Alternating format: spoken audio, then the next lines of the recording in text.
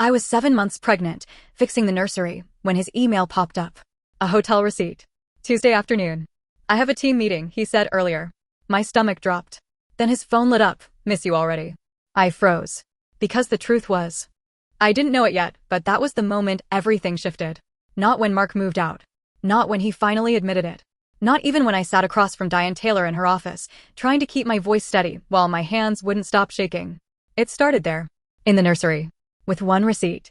I remember staring at my phone, rereading it like maybe I misunderstood. Like maybe there was some version of reality where a mid-range hotel in Columbus charged you for something that wasn't exactly what it looked like. But there wasn't. And the worst part was, everything else around it still felt normal. The half-painted wall. The crib we hadn't finished assembling. The soft hum of the ceiling fan. My daughter shifting inside me like she was already reacting to something I couldn't fully process yet. I sat down slowly on the edge of the bed, one hand pressing against my stomach, trying to steady myself. Okay, I whispered to myself. Just think. Because I didn't cry right away. I didn't panic. I didn't storm out or call him screaming. I just froze. Mark came home that night like nothing had happened. He walked in, dropped his keys on the kitchen counter, and said, "Hey, you okay? You look tired." Tired. That word almost made me laugh. "I'm fine," I said. And I hated how normal my voice sounded. He kissed my forehead, like he always did, like we were still us. Like he hadn't spent his afternoon somewhere else with someone else. "How's Emily?" he asked, placing his hand gently on my stomach. "She's moving a lot today." "That's good," he said, smiling. "Means she's strong." I nodded. Because what was I supposed to say? That while he was saying that, I was thinking, you already chose not to be her father the way you promised. That night, I didn't sleep. I laid there next to him, listening to his breathing, staring at the ceiling, replaying every small thing from the past few weeks. The late meetings. The slight shift in how he held his phone. The way he started showering immediately after coming home. It all started lining up in a way I couldn't ignore anymore. But I still didn't confront him. At first, I told myself I needed more proof. That I couldn't blow everything up over one receipt. But then there were more. Different days. Same hotel. Small charges that didn't make sense unless you knew what you were looking for. Flowers charged to his card that never showed up at our house. And then one night, while he was in the shower, his phone lit up on the nightstand. Amy. That was the name. And the message preview was enough. "Miss you already." I didn't touch the phone. I didn't open it. I didn't need to. I just stared at it until the screen went dark again. And something inside me settled. Not broke. Not exploded. Settled. Because the confusion was gone. Now it was just truth. What messed with me the most wasn't even the cheating itself. It was how normal he still acted.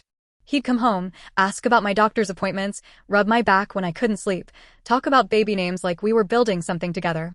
"I can't wait to meet her," he said one night, lying beside me, his hand resting on my stomach.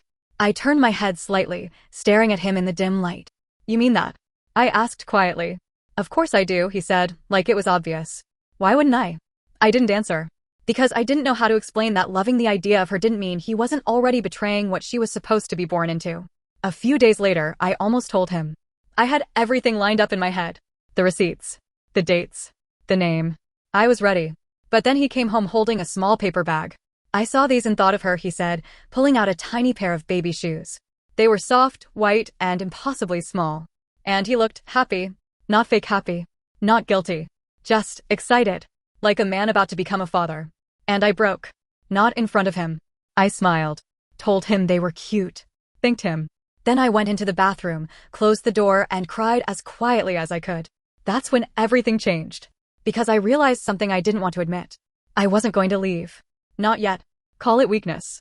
Call it survival. I don't know. But I knew I couldn't afford chaos.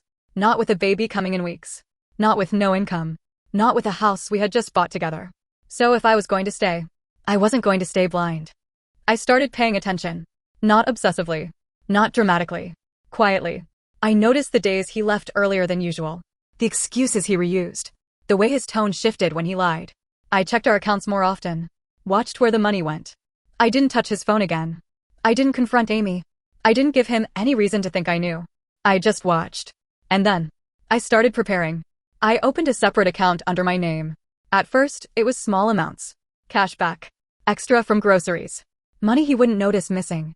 Then a little more. Nothing that would raise suspicion. Just enough to build something that was mine. I also made an appointment with a lawyer. Diane Taylor. Sitting in her office was one of the hardest things I've ever done. I remember gripping the armrest of the chair, trying to explain everything without breaking down. I'm not sure what I'm doing yet, I told her. I just need to know my options. She nodded, calm, steady. You're doing the right thing by asking now, she said. Especially with a child involved. She explained things in a way that made everything feel clearer. Not easier, just clearer. What I could do. What I should document. What mattered legally. And for the first time since I found that receipt, I felt something close to control. I didn't tell anyone else. Not my friend Julie. Not my family. I didn't want opinions. I didn't want pressure. I just needed time. 2 weeks before my due date, everything changed again. I went into labor early. Mark was there. Of course he was. He held my hand the entire time, telling me I was doing great, telling me he was proud of me. And when Emily cried for the first time, he cried too. Tears running down his face, holding her like she was the only thing that mattered in the world. And for a second, just a second, I thought maybe I had been wrong. Maybe this could still be fixed. Maybe he would choose us. But reality doesn't work like that. The night we brought Emily home, I was sitting on the couch, exhausted, watching him rock her gently in his arms. He was humming softly, and his phone buzzed on the table. I didn't mean to look, but I did. Amy. Again. He didn't check it. He just flipped the phone face down and kept rocking our daughter like nothing else existed. And that's when I knew. This wasn't a mistake. It wasn't temporary. It was just who he was now. I didn't confront him that night. I didn't cry. I just accepted it. And I waited. 6 weeks later, when things were stable enough, I told him we needed to talk. We sat at the kitchen table. Emily was asleep in the other room. And I laid everything out. Not emotionally. Not dramatically. Just facts. I know about the hotel, I said. I know about the charges. And I know about Amy. He went completely still. Then pale. Then defensive. It's not what you think, he said quickly. It didn't mean anything. It was just. Stop, I said. And my voice didn't shake. I'm not here to argue about what it meant. He stared at me, confused. Because I wasn't reacting the way he expected. I've already spoken to a lawyer, I continued. I have records. Dates. Transactions. His expression changed. Not guilt. Not sadness. Fear. And that's when I knew I had him. We can do this the easy way, I said quietly. Or we can do it the hard way. We didn't yell. We didn't throw things. It felt more like a negotiation than a breakup. In the end, he agreed to everything. The house stays with me. Full financial support. A custody arrangement that actually reflects reality. 2 weeks later, he moved out. Just like that. No big scene. No final fight. Just gone. And now it's just me and Emily. In the house we picked together. Some days, I feel like I won. Like I took something that could have destroyed me and turned it into something controlled. Other days, I wonder if I stayed too long. If I became something colder just to survive it. He still sees her. He's a decent father, at least so far. I don't stop that. I won't use her like that. As for Amy, I never contacted her. I don't know her story. And honestly, I stopped caring. Because this was never really about her. It was about him. And me.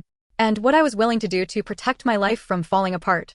Sometimes I think about that version of me sitting in the nursery, staring at that receipt. And I wonder what would have happened if I had walked out right then. If I had chosen emotion over control. Maybe I would have kept more of myself. Or maybe I would have lost everything. I don't know. All I know is this. I didn't destroy his life. I just made sure mine didn't fall apart. But I still think about it sometimes. Did I handle it the right way? Or did I cross a line the moment I decided to stay and plan instead of leaving? Before I ever said the words out loud, before I sat across from him and watched his face fall apart, there was a stretch of time that felt like I was living 2 completely different lives at once. On the outside, nothing changed. I was still Laura. Still pregnant. Still moving slowly through the house in Columbus, still complaining about my back hurting, still asking Mark if he could grab milk on the way home. And he was still Mark. Still coming home at the same time most days. Still kissing my forehead. Still asking, how was your day? Like that question meant anything anymore. But underneath that, everything was different. Because I knew. And once you know something like that, you can't unknow it. You start noticing things you wish you didn't. Like how his voice changes slightly when he lies. Not enough for anyone else to catch, but just enough that once you hear it, you can't ignore it. Brian needed me to stay late, he said one evening, tossing his keys on the counter. Brian. His supervisor. I nodded like I believed him. Long day? I asked. Yeah, he said, running a hand through his hair. Just tired. Tired. I almost laughed again. Instead, I turned back to the stove and stirred the pasta like nothing was wrong. Dinner's almost ready, I said. Because that's what I did now. I played my role. And while I played it, I watched. I started noticing patterns. Tuesdays and Thursdays were the worst. Those were the days he worked late the most. The days where his location, when I checked the shared app we had barely used before, would suddenly go quiet for hours. The same hotel charges lined up almost perfectly with those gaps. It wasn't even creative. That's what got to me. It wasn't some complicated double life. It was lazy. Predictable. Like he didn't think I would ever look closely enough to see it. And maybe before. I wouldn't have. But now I was paying attention to everything. The way he angled his phone slightly away when texting. The way he started locking it more often. The way he showered immediately after getting home on certain nights, like he needed to wash something off before stepping fully back into our life. One night, I tested something. Nothing big. Just small. Hey, I said casually, leaning against the kitchen counter while he scrolled through his phone. Do you think we could go out this weekend? Just us before the baby comes. He looked up, hesitated for half a second. Then smiled. Yeah, that'd be nice. What about Saturday? Another pause. Too quick for anyone else to notice. Too obvious for me to miss. I might have to help Brian with something Saturday afternoon, he said. But maybe dinner? There it was. I nodded. Dinner works.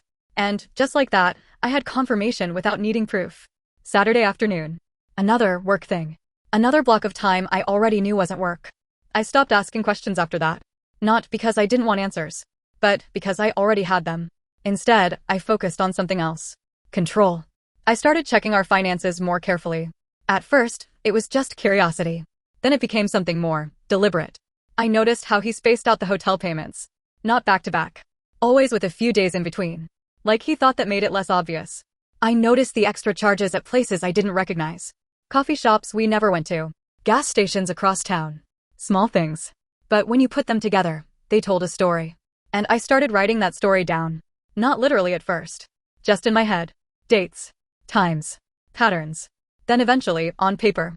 A small notebook I kept tucked away in the back of a drawer. I told myself it was just in case. But deep down, I knew what I was doing. I was building something. One afternoon, I sat at the dining table with my laptop open, staring at our joint account. Mark had no idea how closely I was looking now. He still moved money the same way. Paid bills. Transferred funds. Used the same accounts we had always shared. And that was his mistake. Because I started seeing where I could adjust things. Nothing dramatic. Nothing noticeable. Just small shifts. Cash back here. A little extra pulled from savings there. Enough to slowly build something separate without setting off alarms. The first time I moved money into my own account, my hands were shaking. I stared at the confirmation screen for a long time. Like I was crossing a line I couldn't come back from. And maybe I was. But I clicked confirm anyway. After that, it got easier. Not because it felt right. But because it felt necessary. I wasn't doing it out of revenge. Not yet. I was doing it because I needed a safety net. Because I knew, sooner or later, everything was going to come crashing down. And I needed to make sure I didn't fall with it. A few days later, I met Julie at a small cafe downtown. She was stirring her coffee, talking about something at the library, and I was nodding along, pretending I was fully there. You okay? She asked suddenly, tilting her head. You seem distracted. I forced a small smile. Just tired, I said. Pregnancy stuff. She nodded like she understood. And I let her believe that. Because the truth was sitting right there on the tip of my tongue, and I swallowed it down. I didn't want sympathy. I didn't want advice. I didn't want someone telling me what I should or shouldn't do. Because I already knew what I was going to do. I just hadn't said it out loud yet. That night, Mark came home earlier than usual. Hey, he said, stepping into the kitchen. Thought I'd surprise you. Yeah, I replied, glancing up. Yeah, figured we could just relax tonight. He walked over, wrapped an arm around me, and kissed my temple. And for a second, I let myself lean into it. Just for a second. Because it would have been so easy to pretend. To ignore everything. To just stay in that version of reality where we were still okay. But then his phone buzzed in his pocket. And I felt him shift. Just slightly. Just enough. And it snapped me right back. Go check it, I said, pulling away gently. He hesitated. It's probably nothing. Then it'll still be nothing when you come back, I said. He studied my face for a moment, like he was trying to read something there. Then he nodded and walked into the other room. I stood there, staring at the counter, listening to the faint sound of his voice as he spoke quietly. Not a work call. Too soft. Too careful. And that's when it hit me in a way it hadn't before. This wasn't just something he was doing. This was something he was choosing. Over and over again. Every time he walked out the door. Every time he picked up his phone. Every time he came home and acted like everything was fine. And for the first time since I found out, I didn't feel confused. I didn't feel frozen. I felt focused. Because I realized something important. If he could live a double life without hesitation, then I could live one too. The difference was, mine was going to end with everything exactly where I needed it to be. The first time I sat in Diane Taylor's office, I almost turned around and left. Not because I didn't need her, but because walking in there made everything real in a way I hadn't fully allowed yet. Up until that point, I could still pretend I was just preparing. Just being cautious. Just thinking ahead. But sitting across from a lawyer, 8 months pregnant, talking about my husband like he was already gone. That wasn't preparation anymore. That was acceptance. Diane didn't rush me. She let me talk, even when I stumbled over my words, even when I had to pause because my chest felt tight and I couldn't tell if I was about to cry or just stop breathing entirely.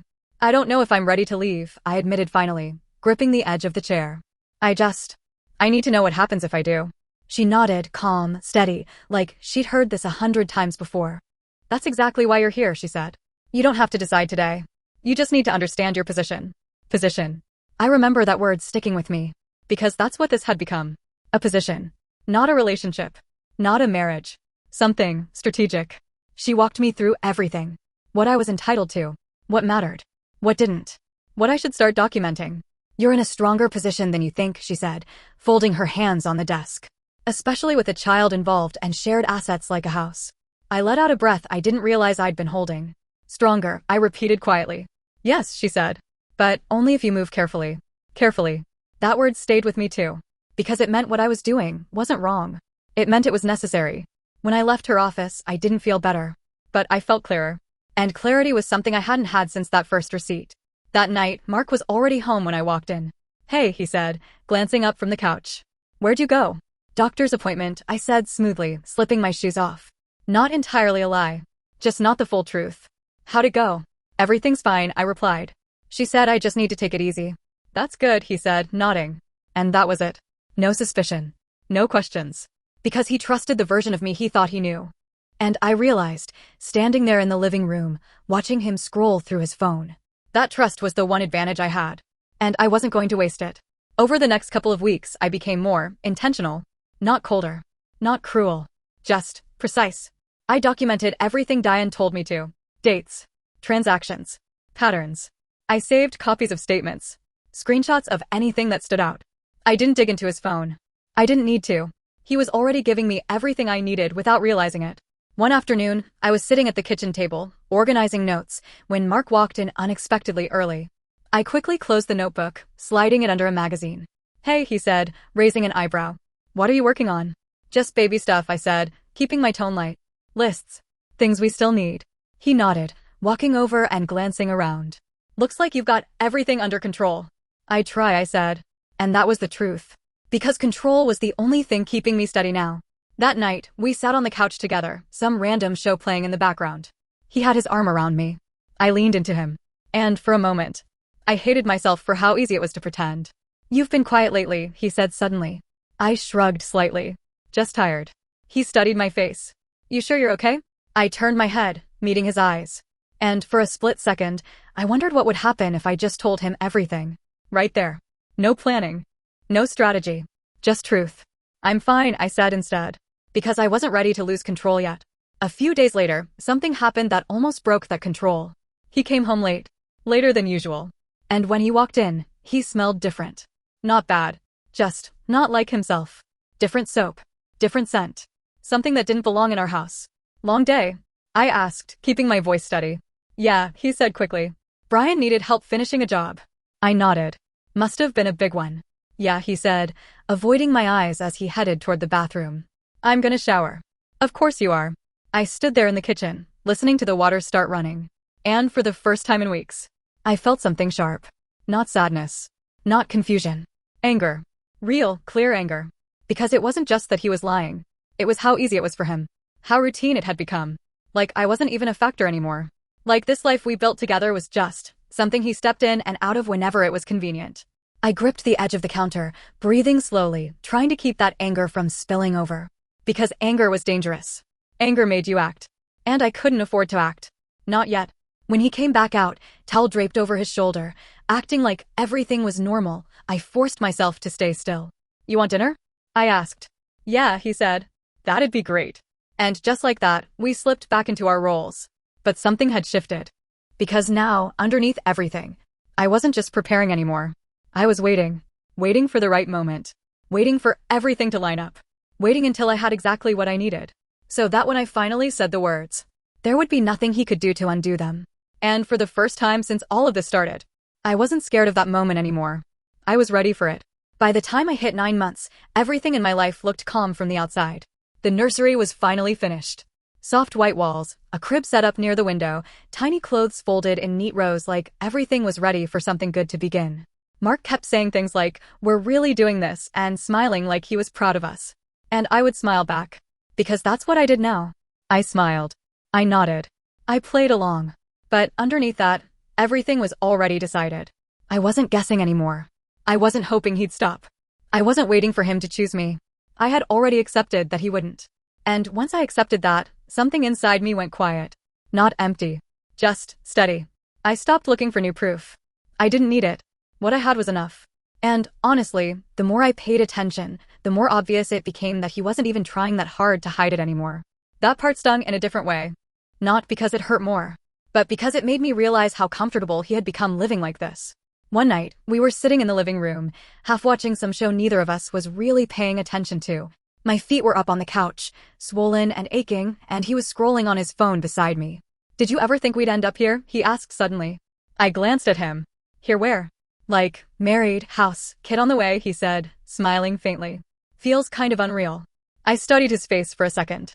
He looked genuine. Like he meant it. And that almost made it worse. "Yeah," I said quietly. "It does.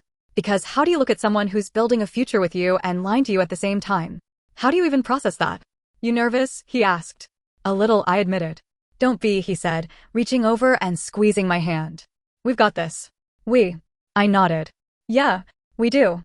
But even as I said it, I knew that word didn't mean what it used to anymore. A few days later, I went back to Diane's office. This time, I didn't hesitate walking in. I sat down, pulled out my folder, and slid it across the desk. "I've been documenting everything," I said. She opened it, scanning through the pages. Bank statements. Notes. Dates. Her eyebrows lifted slightly. "This is thorough," she said. "I needed to be sure," I replied. She nodded. "You are," she said. "And this gives you leverage." Leverage. That word didn't scare me anymore. It grounded me. "What happens if I wait until after the baby is born?" I asked. She leaned back slightly. "It can actually work in your favor," she said. "You'll have a clearer custody position, and it gives you time to stabilize things financially and emotionally." Stabilize. That's exactly what I had been doing. "What about the house?" I asked. "You have a strong claim," she said. "Especially if you remain the primary caregiver." I nodded slowly. Everything she said lined up with what I had been building toward. Not emotionally. Logically. Controlled. "Okay," I said finally. "Then I wait." She studied me for a moment. "You're very calm about this," she said. I gave a small shrug. "I don't think calm is the right word." "What is?" I thought about it. "Resolved," I said. Because that's what it was. There was no more back and forth in my head.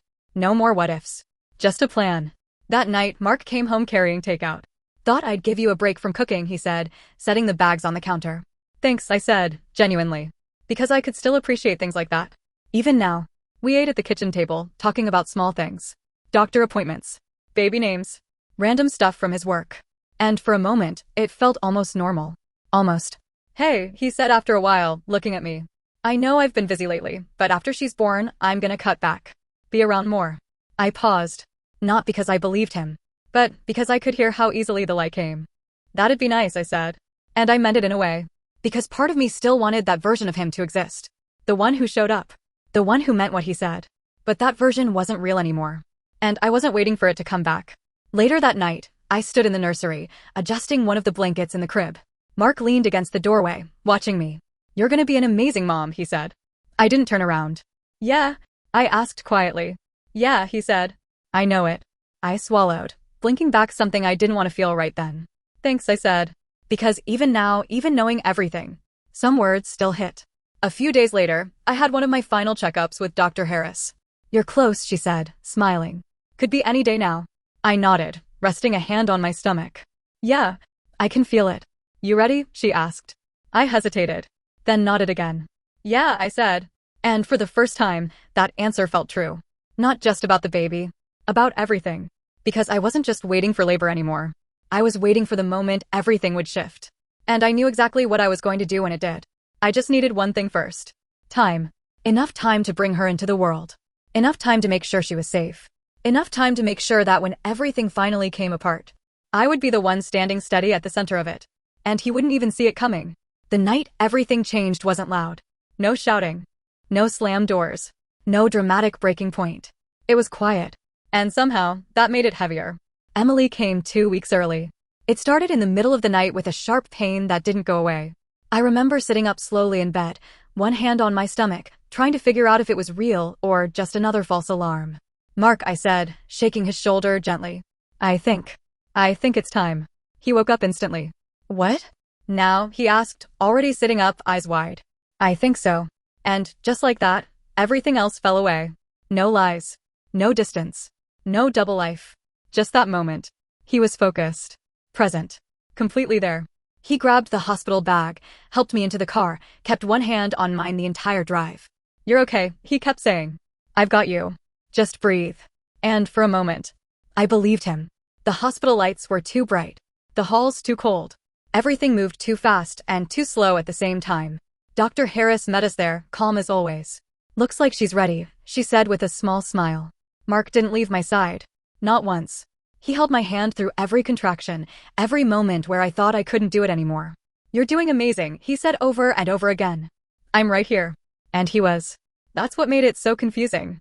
Because in that room, there was no trace of the man I had been watching for months. No distance. No lies. Just him. The version of him I thought I married. When Emily finally cried for the first time, something inside me cracked open in a completely different way. Not pain. Not anger. Something softer. Something real. Mark cried. Actually cried.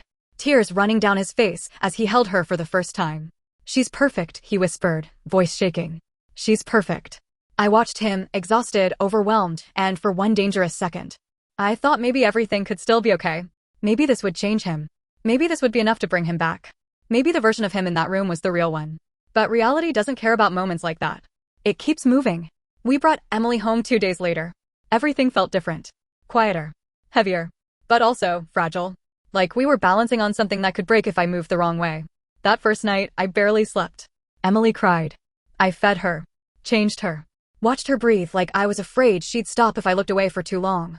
Mark stayed up too. Helping. Learning. Trying. And again, it felt real. Like maybe. Then his phone buzzed. I wasn't even trying to look. But I saw it. Amy. The same name. The same thread that had been sitting quietly in the background of my life for months. "Miss you." That's all it said this time. Shorter. Simpler. Like whatever they had didn't need long messages anymore. He didn't pick it up. Didn't even hesitate. He just reached over, flipped the phone face down, and kept rocking Emily in his arms like nothing had happened. Like those two worlds didn't exist at the same time. And that's when it finally settled, completely. There was no confusion left. No denial. No hope. This wasn't something that had happened. This was something that was still happening. And he had no intention of stopping. I didn't say anything. Not that night. Not the next day. Not even the week after. Because I had already decided what came next. And I wasn't going to rush it. The next few weeks blurred together. Feedings. Diapers. Sleepless nights. And underneath all of it, my plan. I kept documenting. Even more carefully now. Because now there was a child involved. Now everything mattered more. I made sure every transaction was recorded. Every pattern noted. Every detail saved. Mark went back to work like nothing had changed. Same schedule. Same excuses. Same pattern. If anything, he seemed more relaxed. Like having Emily home made everything feel more complete to him. Like he could have both worlds without consequences. That part stayed with me. Because it told me everything I needed to know. He wasn't conflicted. He wasn't struggling. He was comfortable. And that made what I was about to do feel justified. Not out of anger, but out of necessity. One afternoon, while Emily was finally asleep, I sat at the kitchen table and looked through everything one more time. The folder Diane had helped me organize. Bank statements. Notes. Dates. It was all there. Clear. Undeniable. I rested my hand on the folder, feeling the weight of it. This was it. Everything I needed. Everything I had been building toward. Mark walked in a few minutes later, dropping his keys on the counter. "Hey," he said. "How's she doing?" "Sleeping," I replied. "Good," he said, glancing toward the hallway. "I'll try not to wake her." I watched him for a moment. The way he moved through the house like everything was still his. Like nothing had changed. Like nothing was about to. And I realized something then. He really didn't know. He didn't feel it coming. He didn't see the shift. Because to him, everything was still under control. And that was exactly why I had to be the one to end it. Not with emotion. Not with chaos. But with something he couldn't argue with. That night, after Emily fell asleep, I sat across from him at the kitchen table. "Mark," I said. He looked up from his phone. "Yeah, we need to talk." Something in my tone must have been different. Because his expression shifted immediately. Concern. Confusion. "What's wrong?" he asked. I took a slow breath. And for the first time in months, I didn't feel nervous. "I know," I said. He frowned slightly. "Know what?" I met his eyes. About the hotel. About the money. About Amy. And just like that, everything changed. For a second, he didn't react at all. It was like the words didn't land. Like his brain needed a moment to catch up with what I had just said. Then I saw it. That flicker. Confusion first. Then panic. Then something colder trying to take over. "What are you talking about?" he said, too quickly. I didn't answer right away. I just reached over, opened the folder in front of me, and turned it so it faced him. Hotel charges. Dates. Notes. Everything laid out clean and simple. His eyes dropped to the pages. And the color drained from his face.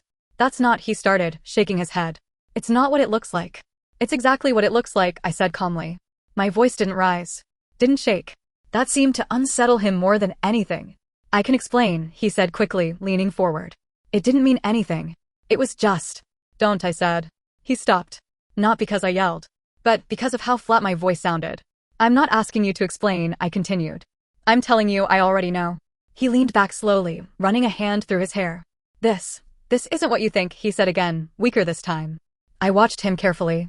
"You've been going to the same hotel for months," I said. "Mostly Tuesdays and Thursdays. The charges line up with the times you said you were working late. There are additional expenses tied to places we've never been. And there's a name that keeps showing up on your phone." His jaw tightened. He didn't deny it again. Because he couldn't. "This was a mistake," he said instead. "I messed up, okay? I'll end it. I swear I'll end it." I felt something shift in my chest when he said that. Not relief. Not hope. Just confirmation. Because that was the first honest thing he had said. "You should have ended it before I had to find out like this," I replied. "I didn't think," he started. "No," I said quietly. "You didn't." Silence filled the room. The kind that feels heavy, like it's pressing in from all sides. "I love you," he said suddenly. "Laura, I love you. And Emily. That's what matters." I looked at him. Really looked at him. And for the first time in months, I didn't see the man I married. I saw someone else. Someone who could say those words and still choose something completely different behind my back. "That's not enough," I said. His face tightened. "It can be," he insisted. "We can fix this. I'll do whatever it takes." I shook my head slowly. "No," I said. "We're not fixing this." His expression shifted again. This time, fear. Real fear. "What do you mean?" he asked. I slid another set of papers toward him. "These are the terms," I said. He stared at them. Then back at me. "You've already," he stopped, swallowing hard. "You've already talked to a lawyer?"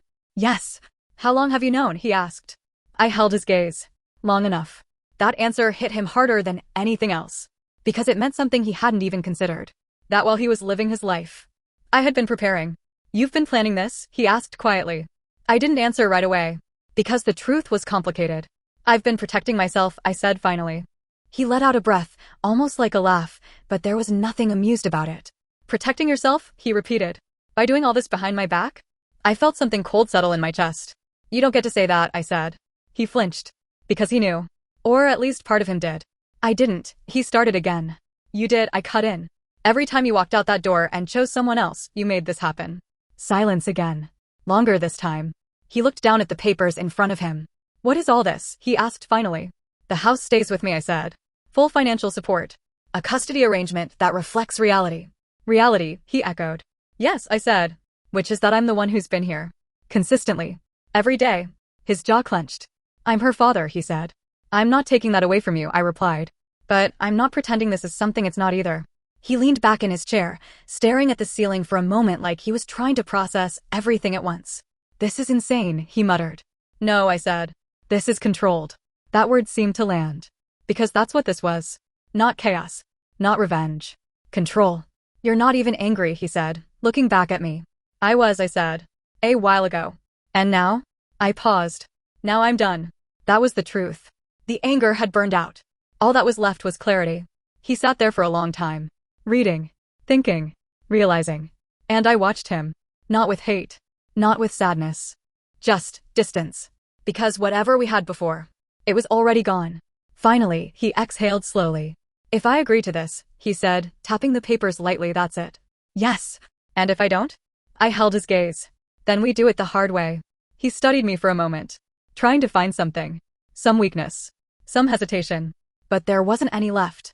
Because I had already gone through all of that before this moment. Alone. And that's when I saw it. The exact second he understood.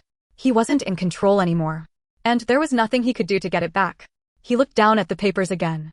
And this time, he didn't argue. He didn't sign right away.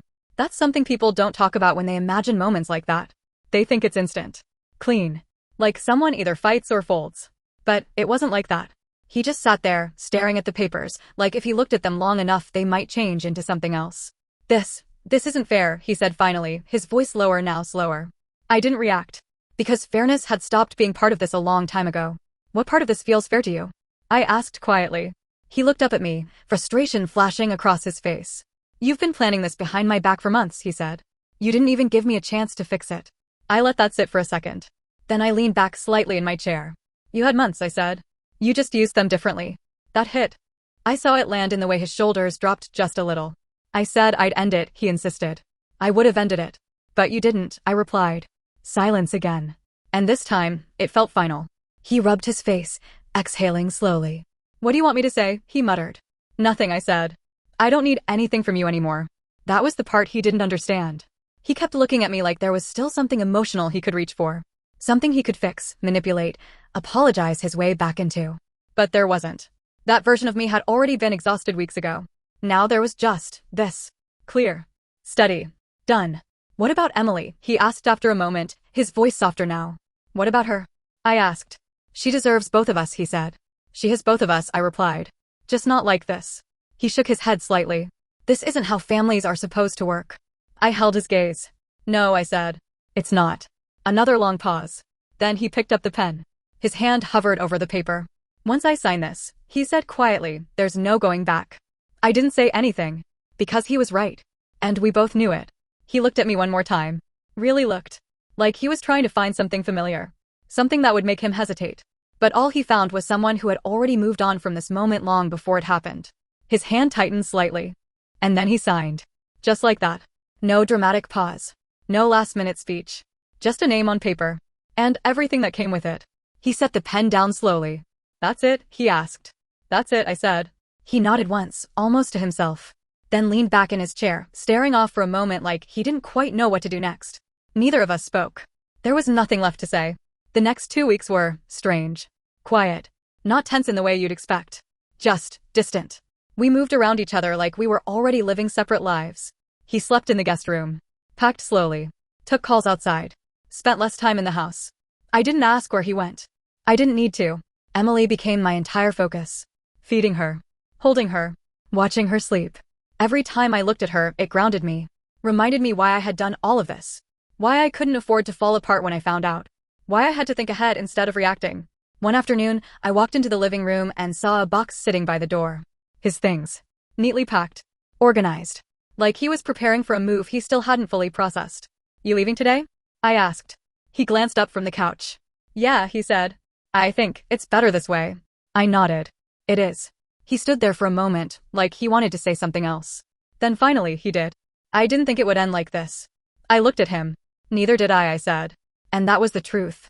Just not in the way he meant it. I'm sorry, he added. I studied his face. Tried to find something in those words. Regret. Guilt. Anything that felt real. But it all felt late. Too late to matter. I know, I said. And that was all I gave him. He picked up the box, walked to the door, and paused. Can I see her before I go? He asked. I hesitated for half a second. Then nodded. He walked into the bedroom quietly. Came back out a few minutes later, his expression softer. She's perfect, he said again, almost like he needed to repeat it. I didn't respond. Because that word didn't fix anything. It didn't change what he had done. It didn't change what we were now. He adjusted his grip on the box, opened the door, and stepped outside. No dramatic goodbye. No last look back. Just gone. I stood there for a moment after the door closed, listening to the silence settle into the house. It felt different. Not empty. Not broken. Just still. Like something had finally stopped moving. And for the first time since all of this started, I took a full breath. Not shaky. Not forced. Just steady. Because it was done. Completely done. And whatever came next. At least it would be honest. The house didn't feel empty after he left. That's what surprised me the most. I thought there would be this heavy silence, something uncomfortable, like a space that used to be filled and now wasn't. But it wasn't like that. It was quiet, yeah, but not hollow. Just peaceful. The kind of quiet that doesn't ask anything from you. The first few days, everything moved slowly. Not because I was overwhelmed, but because I didn't need to rush anymore. There was no tension in the background. No second layer of reality I had to keep track of. Just me. And Emily. I'd wake up in the middle of the night to feed her, sitting in the soft glow of the nursery lamp, listening to her breathing settle after she finished. And instead of my mind racing like it used to, going over timelines, patterns, things I needed to remember, there was nothing. Just stillness. And for the first time in months, that felt safe. Mark kept his word about the arrangement. He didn't argue. Didn't push back. He showed up when he said he would. Left when it was time. Polite. Controlled. Like everything between us had been reduced to something structured. And maybe that's what it needed to be. One afternoon, he stood in the doorway, watching Emily sleep in her crib.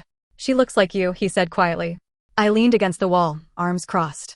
Sometimes, I replied. He nodded, like that answer meant something. I've been thinking, he said after a moment. I didn't ask about what. Because I already knew it wasn't going to change anything. I messed up, he continued. I know that. I didn't think it would go this far. I let that sit in the air between us. Because there was a version of me, not that long ago, that would have held onto those words. That would have tried to find meaning in them. Hope. Something to rebuild from. But that version of me wasn't here anymore. It did, I said simply. He looked at me, like he was waiting for something else. Forgiveness. Anger. Anything. But I didn't give him that. Because I wasn't holding on to anything anymore. I don't expect you to forgive me, he added. Good, I said. Not harsh. Not soft. Just honest. He nodded slowly. And that was it. No argument. No emotional moment. Just acceptance. After he left that day, I sat in the nursery for a while, watching Emily sleep. Her chest rising and falling steadily. Completely unaware of everything that had happened before she got here. And I realized something. She would never know the version of this family that almost existed. The one built on something unstable. The one that would have eventually cracked under the weight of everything I had been pretending not to see. She would only know this version. The quiet one. The honest one. And maybe that was better. Weeks turned into months. Life settled into something new. Not perfect. Not easy. But real. I went back to work part-time. Learned how to balance everything on my own. Figured out routines that didn't depend on anyone else. And slowly, without even noticing it at first, I started feeling like myself again. Not the version of me before all of this, but a version that wasn't constantly bracing for something to go wrong. Sometimes, though, I still think about it. That moment in the nursery. The receipt. The first shift. And I wonder what would have happened if I had reacted differently. If I had confronted him immediately. If I had walked out right then. If I had chosen emotion over control. Would it have been easier? Cleaner? Or would it have left me scrambling, trying to rebuild everything from nothing while carrying a child I hadn't even met yet? I don't know. And I don't think I ever will. Because the path I chose. It worked. Not perfectly. Not without cost. But it worked. Emily is safe. We're stable. The house is still ours. And Mark. He's part of her life in a way that doesn't disrupt everything else. Controlled. Contained. Exactly how it needs to be. But there's still this part of me that sits with the question. Late at night, when everything is quiet. When there's nothing to distract me. I think about the way I handled it. The way I stayed. The way I planned. The way I waited. And I can't help but ask myself, did I do what I had to do? Or did I become something colder just to survive it?